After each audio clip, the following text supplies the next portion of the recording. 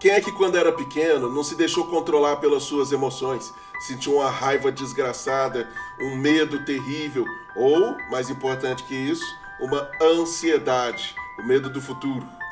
Eu acho que não só quando pequeno, né? Quando grande acontece a mesma coisa. A gente só é um pouquinho mais contido com algumas dessas. A gente assistiu o filme Divertidamente 2, achou o máximo, veio contar alguns detalhes sem spoilers, sem contar o que tem de mais crucial no filme. O filme é super engraçado, eu recomendo. Eu acho que eles melhoraram a comédia em relação ao primeiro filme, que já era engraçadinho, mas no segundo eles capricharam. Não, foi sensacional, assim, os criadores do Divertidamente são brilhantes, é muito legal. Eles têm um conjunto técnico muito importante, porque para explicar, né, como é que funciona o cérebro e a neurociência por detrás disso é bem difícil. Os conceitos do primeiro filme, que eram sobre como funciona a memorização, como que as emoções ajudam a pessoa a tomar decisões ou atrapalham, e como que no fim do primeiro filme ela perdia as emoções quando ela ia desligando, né, o monitor dela. Aquilo é o começo do que ia virar a depressão. E quem salva ela no primeiro filme é a tristeza, a saudade. Na verdade, o reconhecimento, nem tudo na vida é só alegria. A alegria agora, no segundo filme, já é mais madura, né? A criança já tem 13 anos, deixou de ser criança. Literalmente, no inglês, ela é 13. Ela é um adolescente, ela é um teen, né? Até a alegria tem os seus poréns, né, vamos dizer, nem tanta alegria. Alegria demais deixa a pessoa abobada, ela é crucial, é um motivador. Mas isso já ficou claro no primeiro filme, não dá pra viver só de alegria. Essa alegria mais madura do segundo filme tem que lidar agora com o seguinte problema.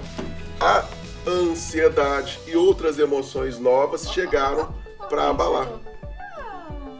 Ela é o show do filme, a ansiedade. A nova emoção, a mais importante das que chegaram é a ansiedade. E ela é uma figura. O que a gente esquece, gente, e eu sempre falo em consultório pra vocês, ansiedade é só uma emoção. Ansiedade não é doença, perfeito? A vergonha, a inveja, o tédio, nenhuma delas. E tem uma outra que a gente não vai falar, que na minha opinião é a mais engraçada até. Todas essas são emoções. Elas têm uma função no cérebro nosso, que é nos ajudar a guiar, a motivar a tomar uma decisão. Você pode estar com medo, tá joia? De entrar num carro e começar a dirigir. Mas medo não pode ser seu guia nessa hora, perfeito? A raiva, às vezes, é que vai te fazer dirigir bem, perfeito? Uma certa agressividade com eficiência gera um trânsito melhor. E o medo te ajuda a não bater nos outros, a não ter algo que seja de curto prazo. A ansiedade é uma emoção mais complicada. A ansiedade é algo que praticamente somente os seres humanos têm, até onde eu sei, perfeito? Que é o medo do futuro. A pessoa tem a capacidade de planejar algo que existe muito na frente no seu tempo. Inclusive, isso é demonstrado no filme, né? Como que ela tem um plano, ela tem uma equipe para ajudar ela a formar os planos do futuro. Mas ela assim, ela sozinha, né, ela é bem complicada, a ansiedade, né? Quem nunca passou por isso? Quem não passou uma noite sem dormir porque tinha algo muito importante no dia seguinte? Ou ficou várias noites sem dormir porque, por exemplo, ia precisar mudar de emprego, ou mudar de cidade, ou falar pra pessoa que você gosta, algo que você estava aguardando há muito tempo. Então, ficar ansioso é algo que acho que todo mundo já deve ter experimentado pelo menos uma vez na vida, em graus maiores ou menores. A ansiedade por algo efetivo faz sentido. Se você tem uma prova semana que vem, isso é até demonstrado no filme, é importante que você esteja ansioso. Você precisa estudar para ir bem nessa prova. Até quem for ridiculamente inteligente tem que passar a cara num livro rapidinho para poder ter noção do que vai acontecer naquela prova. E mesmo com raiva, você tem que fazer, porque é uma obrigação sua. Para os meus alunos, eu costumo dizer que é melhor sentir ansiedade em relação à prova do que medo. Medo é algo concreto. Quando você tem certeza que você não sabe o que você está fazendo, você vai sentir medo. Isso vale para a prática médica também. Nós médicos estamos tentando nos preocupar com o que vai acontecer no paciente no futuro. Não só ter medo do que está acontecendo no momento. O medo é crucial no pronto-socorro, mas é a ansiedade, em pequena quantidade, que previne a pessoa de ter grandes problemas no futuro. Olha só, casais vivem mais do que pessoas solteiras. Isso é um fato. E faz sentido, porque às vezes a gente se preocupa menos com a gente do que com os outros. Esta ansiedade, a preocupação com outra pessoa que está ao seu lado, faz com que você cobre dela. Pode ser chato, a pessoa pode reclamar, tá joia? Mas ela vai sobreviver melhor, porque o parceiro insistiu em você fazer exame, o parceiro insistiu em que você tomasse os remédios. Às vezes ela não lembra do dele. É muito comum em quem tem um transtorno de ansiedade. A pessoa está tão preocupada com os outros que ela esquece dela mesma. E aí que vem talvez um dos temas centrais desse filme, que é a discussão em relação da ansiedade exagerada, perfeito? Que vai levar as pessoas a muito sofrimento. Mas o que eu achei mais bonito, pessoalmente, é o amadurecimento dos sentimentos, né? Então a gente gosta muito de conversar com criança, porque eles são sinceros. Então assim, ao mesmo tempo que ela fala assim, eu odeio você, de repente eu falo, eu te amo, eu quero muito estar com você, porque eles são sentimentos puros, né? Raiva, felicidade, eles não têm filtro. Eles não têm o amadurecimento do sentir. Então, por exemplo, se acontece uma situação ruim que eu fico brava com o Breno, eu não viro pro Breno, eu te odeio. O que uma criança faria, eu te odeio, pai. Por exemplo, as crianças. Né? A gente já tem a maturidade de entender que o não gostar de determinada ação ou determinada situação não faz com que você odeie aquela pessoa num contexto geral, né? Então essa complexidade dos sentimentos, o fato da alegria muitas vezes tirar coisas chatas da vida dela para que ela não lembre, na verdade isso não é saudável. Saudável é você constituir o seu eu com as vivências boas e ruins. Então a construção do eu, a construção da pessoa é muito, mas muito legal, é muito bonito de ver. E bem demonstrado nesse filme, combinado? Um grande problema que acontece é que uma novidade desse filme, até acho que é um spoiler menor, mas é o caráter, o centro de convicções que a pessoa tem, ideias que ela tem sobre ela mesma e sobre o mundo, perfeito? Formada a partir de memórias antigas. Então, isso determina não só os traços de personalidade da pessoa, como princípios pelos quais ela se guia na tomada de decisões. Então, uma pessoa pode estar com muita vontade, tá joia? De ter uma jaqueta, perfeito? Mas ela não vai roubar a jaqueta, porque faz parte do caráter dela, dos princípios dela, não roubar, perfeito? Os 10 mandamentos são relativamente óbvios, mas eles existem na maioria das culturas de forma espontânea, perfeito? Não matar um amigo seu, não roubar os outros. Isso muitas vezes surge de forma espontânea na infância, com a interação entre os seres humanos.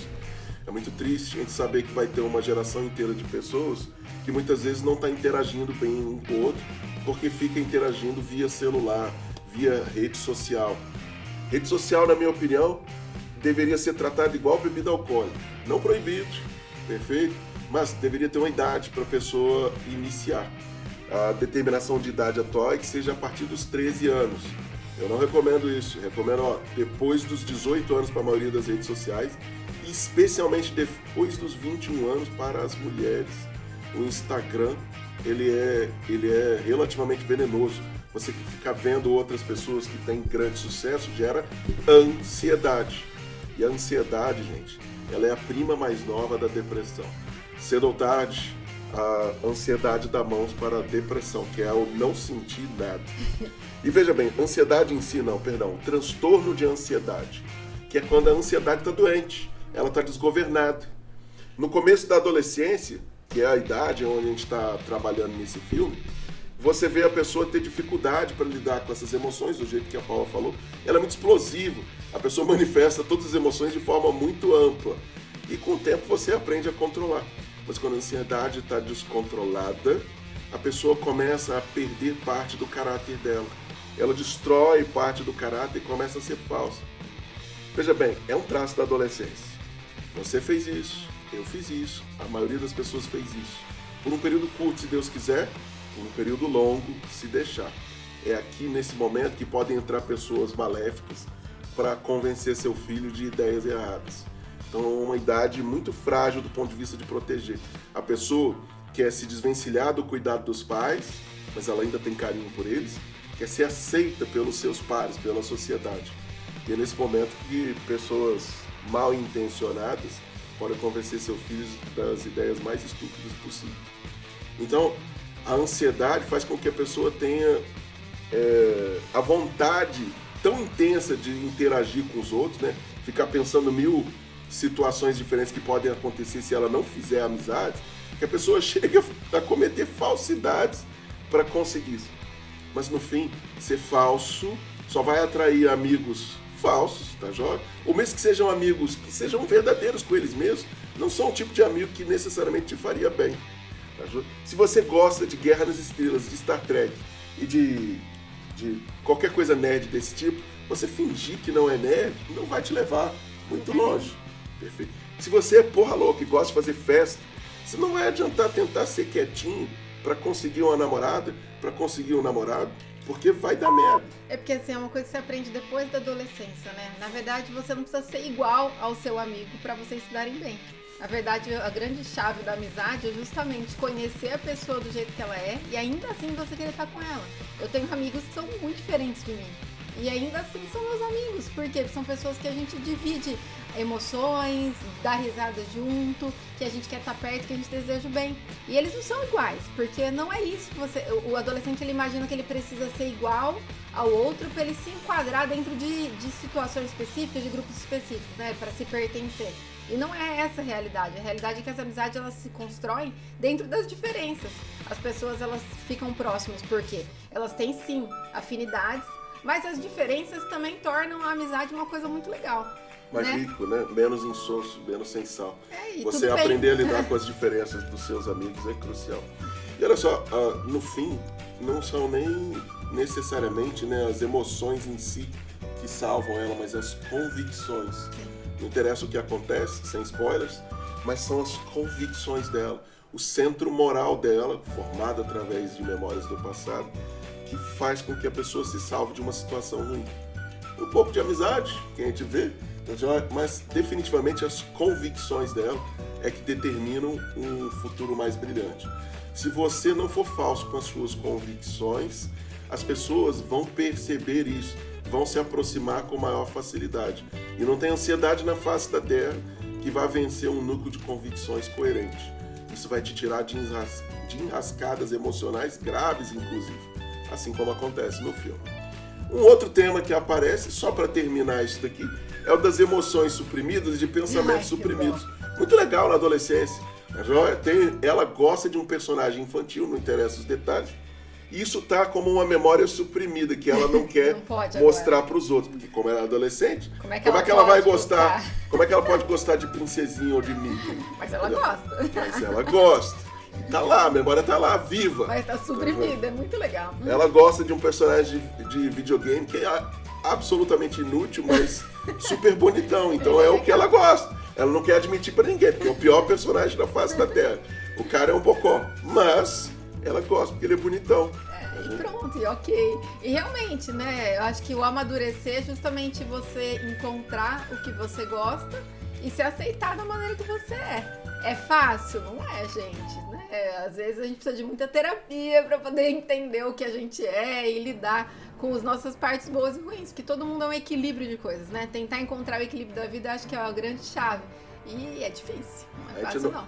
A gente não quer parecer coach, tá joia? Tudo isso parece dica, mas é a neurociência por detrás das coisas. As decisões são tomadas a partir de uma informação que chega ao cérebro. Essa informação vai ser processada pelos centros das emoções, ao mesmo tempo do centro de tomadas de decisões, que é onde estão as suas convicções. No lobo frontal, especialmente o giro pré-central, que existe a base das tomadas de decisões. Será que é certo fazer xixi no balde? Não é. Tá bom? Então você não faz xixi no balde, você vai fazer xixi no banheiro, por mais apertado que você esteja. Por Deus do céu, é capaz da pessoa fazer xixi nas calças antes de fazer xixi num balde ou fazer xixi no meio da rua, porque é impossível isso do ponto de vista moral. Combinado? Então, por mais forte que seja uma emoção, convicções, ou até um desejo, as convicções morais da pessoa salvam ela. Então, uma informação chega ao cérebro, o centro de decisões vai tomar essa decisão baseado em qual emoção que é forte naquele momento. Se a pessoa sente vergonha demais, ela vai ficar paralisada. Mas é bom ter um pouco de vergonha. Se eu tô gordo demais, é bom que eu tenha vergonha disso para eu emagrecer. Né? Se a pessoa não tem vergonha de ser gordo, ela continua gordo, igual eu. Não adianta falar para ele fazer atividade física, tá difícil. Combinado, gente? Não deixem a ansiedade dominar a vida de vocês. Ao mesmo tempo, não ignorem a ansiedade. Aquele seu amigo maconheiro na faculdade que não ligava para ansiedade nenhuma, não deu em nada na vida. Mas você que se preparou com um pouco de medo do futuro, estudou direitinho e chegou aonde chegou por um motivo simples: ter dado ouvido a essas emoções. Uma pessoa que tem um pouquinho de ansiedade se organiza melhor, ela tem um futuro mais brilhante. Isso não pode te dominar, mas é crucial que tenha em pequenas quantidades, assim como todas as emoções. E assim, assistam, o filme é sensacional. Vale a pena só pela comédia. A Isabela deu, sem entender a neurociência por trás disso, deu cagada de rir o tempo inteiro. Foi fantástico. A Alice já é um pouco mais velha, vai fazer 9 anos esse ano. Ela já tem uma maturidade mais desenvolvida. A gente não tem filho adolescente ainda, mas dá para imaginar o que é. Você conversa com os nossos colegas que têm e com os colegas que são pediatras, né? Os pediatras que, na verdade, cuidam de adolescente. Adolescente odeia ser chamado de adolescente, mas prefere ser chamado de adolescente do que de criança, eu te garanto. Com certeza. Mas eles chegam lá. Beleza, pessoal? Assistam o filme, divirtam-se. A gente se vê na próxima. Tchau, tchau. Curta os vídeos e se inscreva no canal, senão vou roubar seus doces.